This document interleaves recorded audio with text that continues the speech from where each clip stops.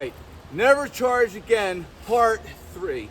You have 2 motors, 2 controllers, 2 batteries, separate systems, 1 throttle.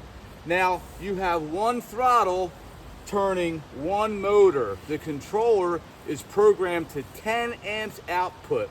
That's enough to move the bike because it's got a 4-to-1 gear ratio. So 10 amps is like 40 amps. It's not going to go fast, but you just need the bike to move.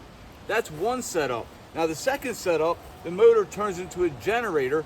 You tune the second controller to put out 11 amps of regen back into the battery.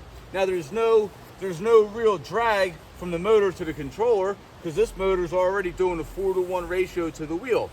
So now as long as this bike is moving and I'm limited to 10 amps output, the second motor acts as a generator. The controller limits it to 11 amps regeneration into the second battery system. Now after 10 miles, you just got to hit a button, switch everything over to now where the throttle is running the second system.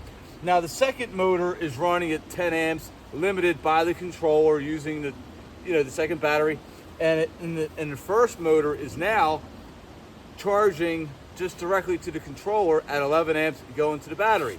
So you're using 10 amps to move the bike, 4-to-1 gear ratio, that's equivalent to 40 amps, it'll work, and you're charging with no resistance, 11 amps isn't much, and you're charging the second battery. You're using every other setup. It's very possible.